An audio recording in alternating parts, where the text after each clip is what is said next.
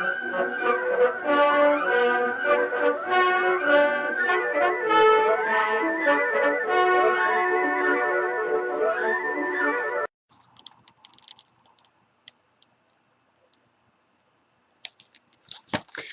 there you are.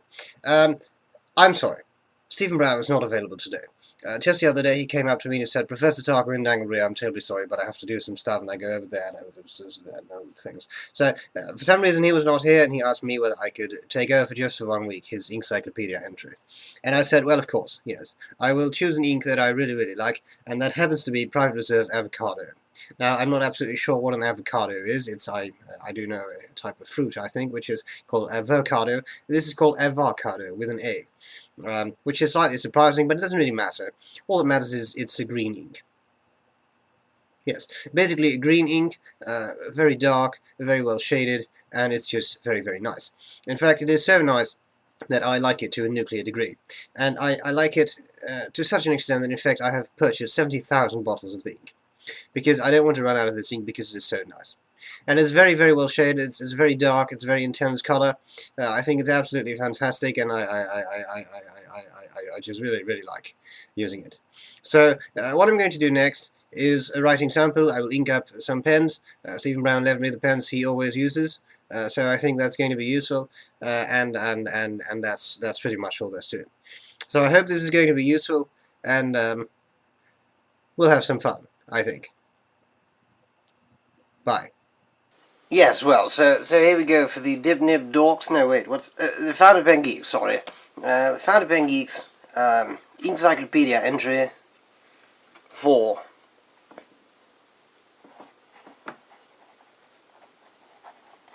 Private Reserve Avacado.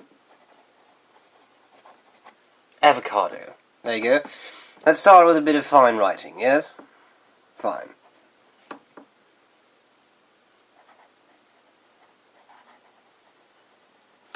Professor Tarquin Danglebury.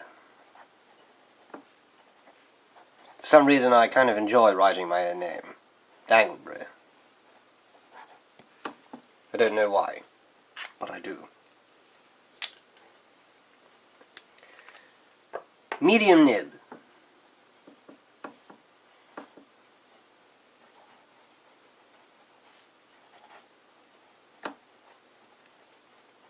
Professor Tarquin Danglebury.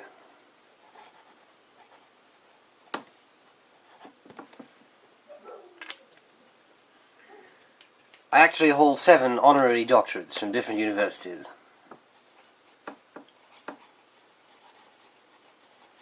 Professor Tarquin Danglebury. In broad. So as you can see so far, this is a fairly light green ink in a fine nib.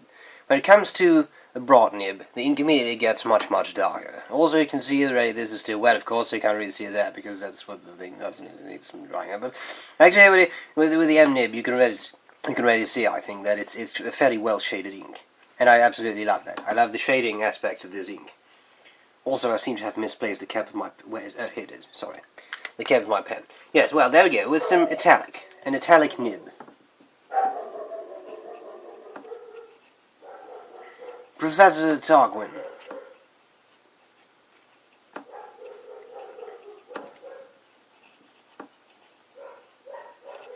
I'm sorry about the dog. The dog always goes off when these students come in to hand in their extremely poorly written papers, which I'll have to grade.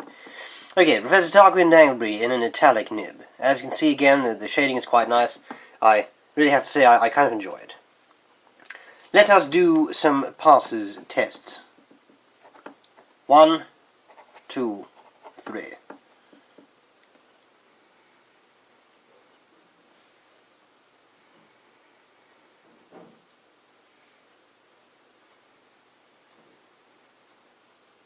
I'll come back to these later when they have dried up a bit.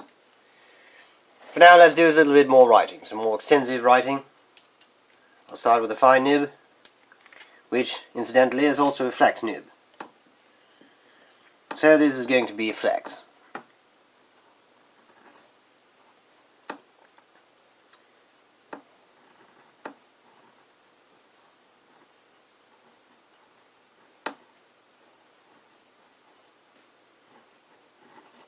honorary doctorate.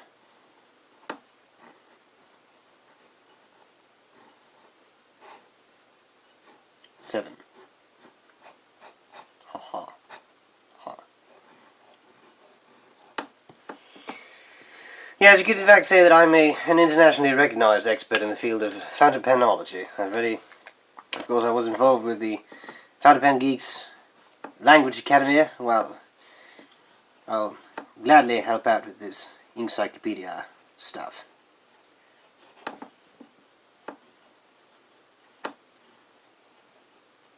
I try to squeeze out a little bit of flex here.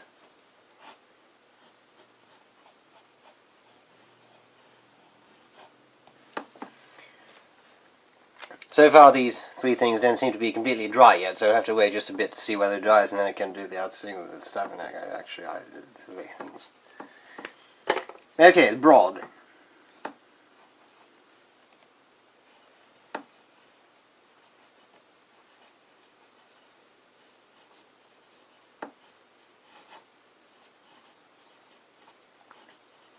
This StephenBrown fellow actually was a student of mine at some point, which is where he picked up, he imitated my handwriting, which is, of course, a symbol of perfection.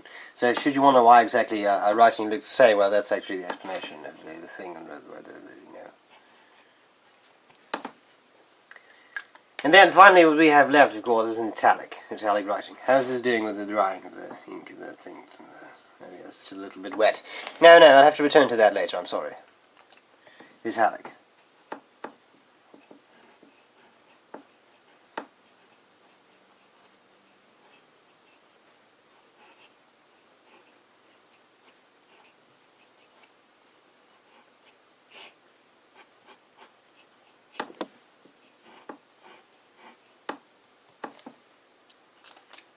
Quite so. Of course we have to do a bit of writing. Now the funny thing is, in fact, although this is the first one I wrote, I think actually this one is not dry, whereas those two are. How's that even possible? Must be some bloody ballpoint user intervening with some black magic, is what they do. Now really, I've seen it. I can tell you stories that would make your toes curl. Second pass and third passes here. Well, that is, these are, of course, still the second passes, because the third pass is going to be done after the second pass has been done, but you understand what I mean. I'll come back to that one in a second. But for now, I think we should do a little bit of writing here. Avocado.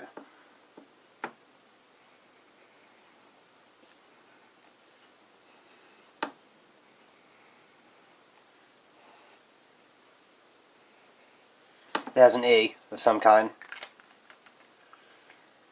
And then we'll do a little bit of writing.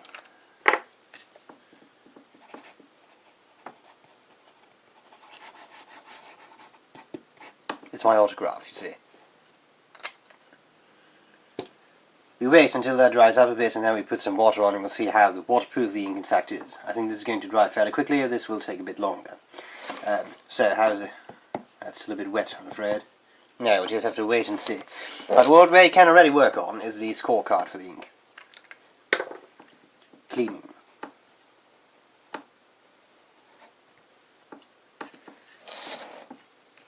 Well, cleaning is good. Never had any problems with this ink. Bleed through. Well, just going to have to see, won't we? I cannot say a single thing about that right now. Colour. Well, obviously it's a dark green. I like it. Shading. Well, I would say shading is very good to excellent, really. I mean, this is a fantastic looking ink here. Flow. Excellent. Never had any problems whatsoever. Feathering. I have to check that out on some cheaper paper, because for now I have absolutely no ideas. And in fact, this seems to be dry now, so before I forget, let us add the final third pass. There we go. Very, very dark. Like the heart of a fountain pen, the heart of a ballpoint pen user. Of course, the fountain pen user's heart is so clean that it will go to heaven immediately. Feathering, we'll have to see about that. Drying time.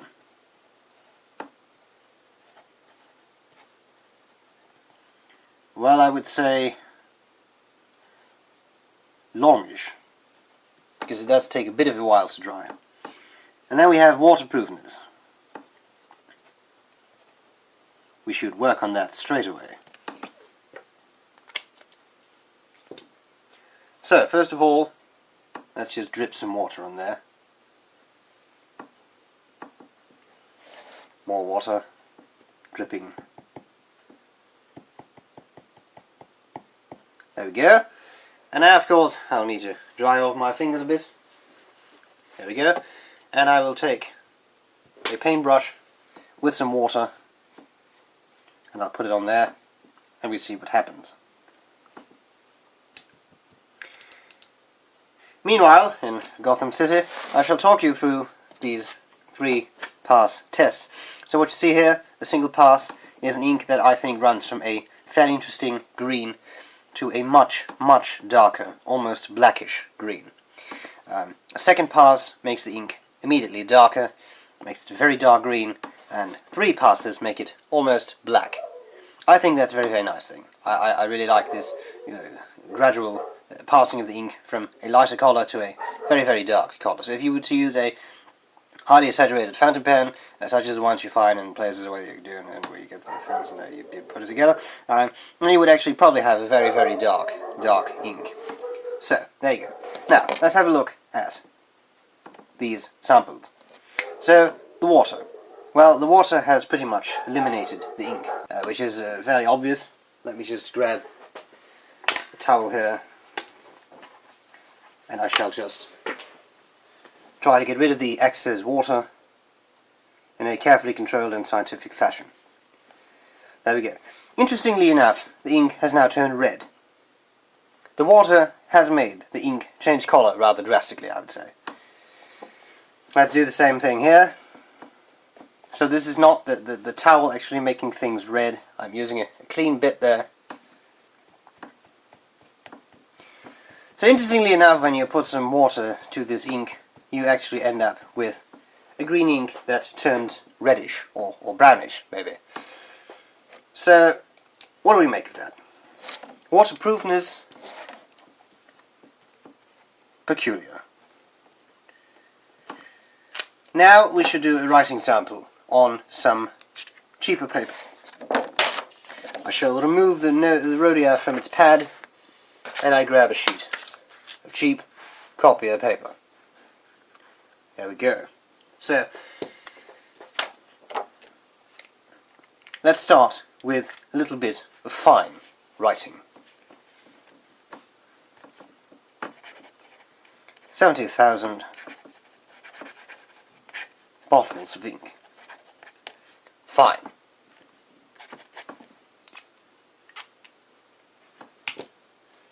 Medium.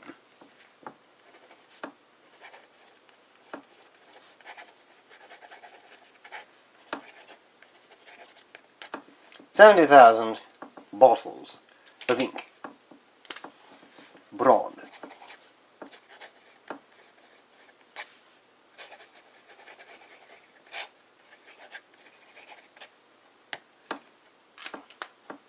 And, of course, finally, italic.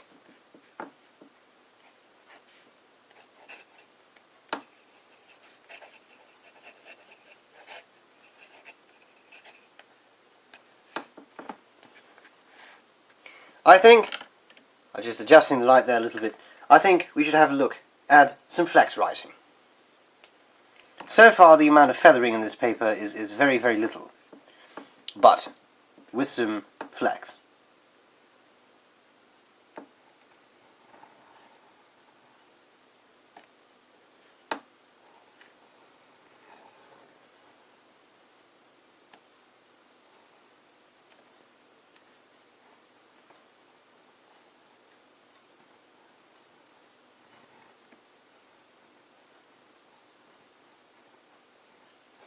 Tarquin.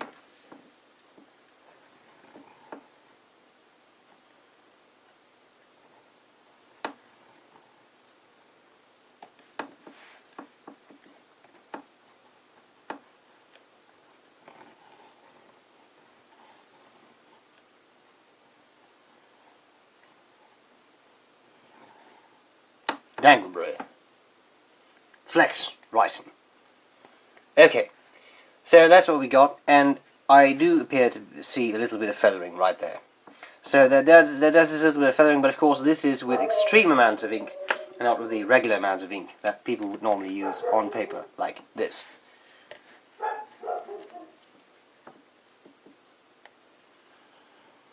"6mm nib. That's a lot of ink.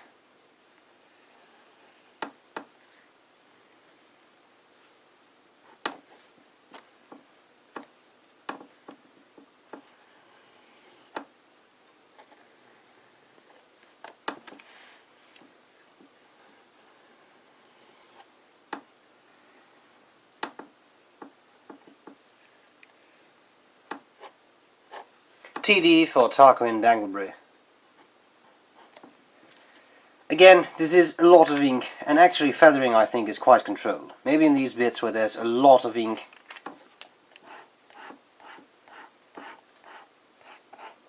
you would see some feathering, but in fact I think it's not at all bad. It doesn't look bad at all. Now, bleed through.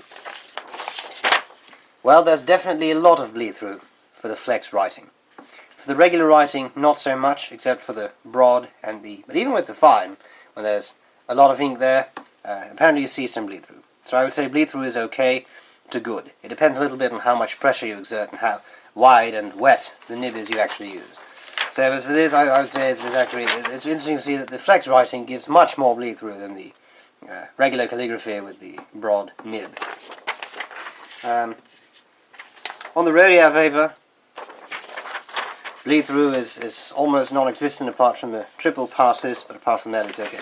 So clearly this also depends on the paper you're using, but that goes for every ink. So let's finish up our scorecard. The bleed through is okay to good, I would say, depending on the paper, the nib, the wetness, etc. Feathering is good. Only with really, really wet patches of ink you will probably see some feathering. But again here, even with the italic or the broad writing samples, I don't really see a lot of a lot of bleed through. So there we have it. What else did I have to cover? Waterproofness, peculiar, yes.